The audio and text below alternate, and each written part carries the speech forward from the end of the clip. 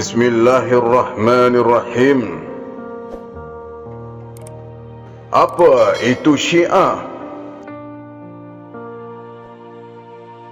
Kebangkitan fahaman Syiah secara meluas di Malaysia bermula dari kemenangan revolusi Islam yang diketuai oleh Ayatullah Al-Khamenei di Iran pada tahun 1979 dan menjadikan Iran sebagai Republik Islam. Atas nama kerajaan Islam itulah rakyat Malaysia telah memberi sokongan tanpa menyedari orang-orang Iran yang berfahaman Syiah telah menyebarkan fahaman mereka dengan meluasnya di Malaysia. Cara penyebaran ajaran Syiah. Lawatan pembesar-pembesar Iran ke Malaysia yang disusuli dengan kempen dan penerangan fahaman mereka serta lawatan pelawat-pelawat Malaysia ke Republik itu. Melalui pelajar-pelajar Malaysia yang ditawarkan belajar ke Republik itu dengan diberi beasiswa dan kemudahan asas yang secukupnya, atau melalui pegawai-pegawai kedutaan Iran di Malaysia yang membuat lawatan ke pusat-pusat pengajian tinggi di Malaysia. Memberi hadiah berupa buku fahaman Syiah kepada perpustakaan-perpustakaan umum seperti perpustakaan universiti, masjid dan kedai-kedai buku yang terkenal. Syiah di Malaysia. Syiah Tayyibih Bohra. Kumpulan ini berasal dari India dan di Malaysia dikenali sebagai golongan yang memiliki kedai Bombay. Kumpulan yang berpusat di daerah Kelang ini mempunyai tanah perkuburan dan masjid sendiri dengan jumlah pengikut yang dianggarkan 200 hingga ke 400 orang. Syiah Ismailiyah. Kumpulan ini dikenali dengan nama kedai Perwai yang bergerak di Lembah Kelang. Bilangan pengikutnya lebih kecil dari kelompok Bohra. Syiah Ja'fariyah atau Imamiyah Ithna Asy'ariyah. Kumpulan ini dipercayai mula bertapak di Malaysia pada tahun 1979. Pengaruh ajaran dan fahaman ini menular melalui bahan bacaan dan individu seperti pensyarah IPT. Beberapa buku utama Syiah telah dijadikan rujukan dan telah diterjemah dalam bahasa Melayu. Pengikut kumpulan ini dianggarkan 300 sehingga 500 orang. Penyebaran ajaran Syiah di Selangor.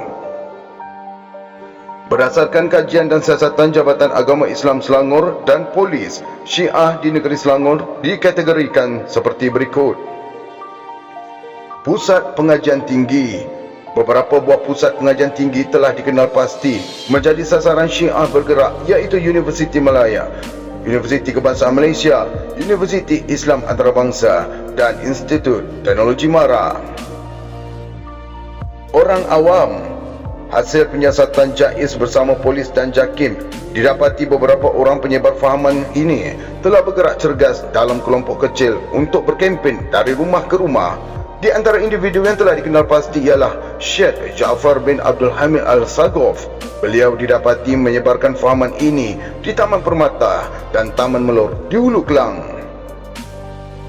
Menubuhkan persatuan.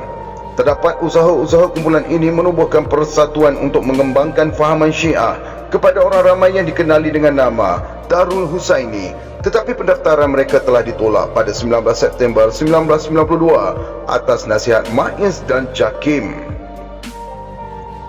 Penipuan Syiah. Ciri-ciri ajaran Syiah yang bertentangan dengan ajaran Ahli Sunnah wal Jamaah. Imam adalah maksum. Syiah meyakini bahawa imam-imam adalah maksum, iaitu terpelihara daripada dosa kecil dan besar dari peringkat kanak-kanak hinggalah meninggal dunia. Kedudukan mereka sama seperti nabi-nabi.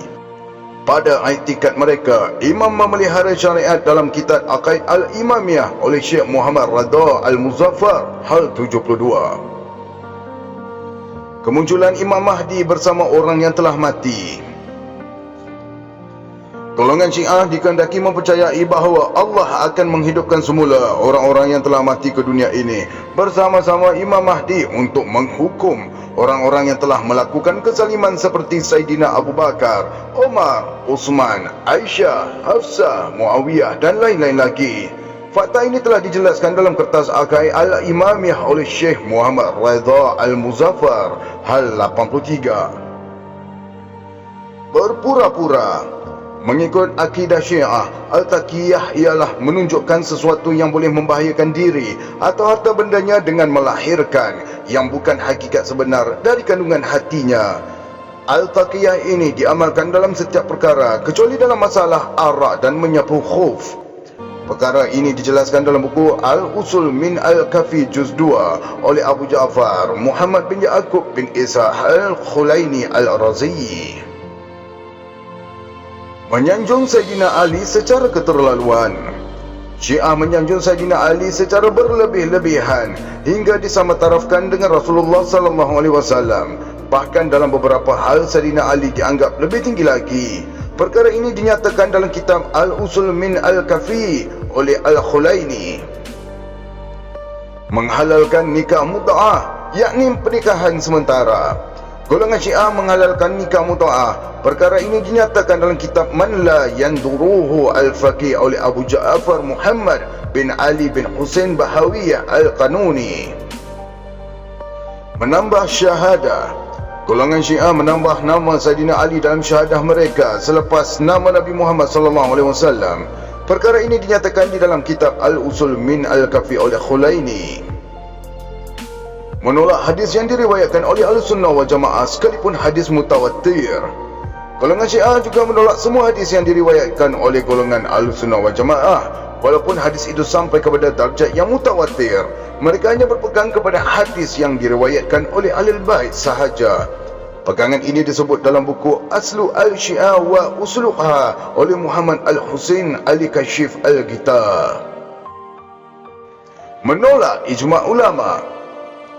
Golongan Syiah tidak menerima pakai ijma' ulama. Buktinya, mereka menolak perlantikan Khalifah Abu Bakar, Umar dan Uthman. Malah mereka berpegang kepada pendapat-pendapat imam mereka kerana ijma' pada mereka adalah kesalahan, sedangkan pendapat imam adalah maksum.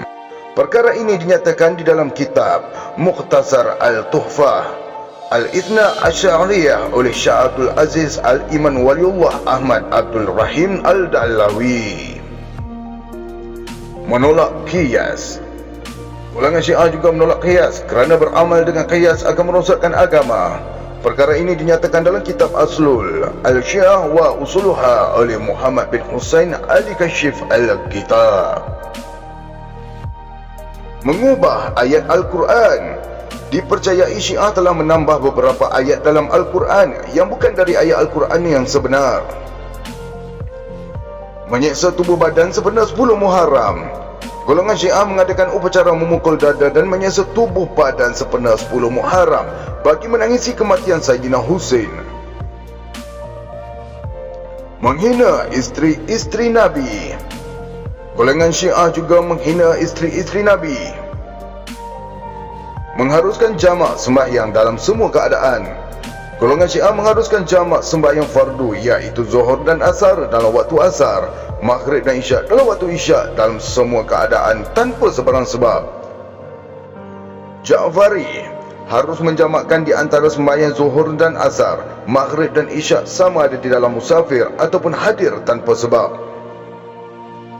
Sembahyang duha adalah bid'ah. Perkara ini dinyatakan dalam buku Minhaj Kebenaran dan Pendedahannya. Ja'fari, sembahyang duha adalah bid'ah. Para imam mazhab 4 ianya sunat. Lantaran itu mereka menyalahi sunnah Rasulullah SAW yang diriwayatkan oleh Al-Humaydi dalam Al-Jami' Baina Al-Sahihain daripada Marwan Al-Ajali. Dia berkata, aku berkata kepada Ibnu Umar, anda tidak mengerjakan sembahyang duha? Dia menjawab, tidak.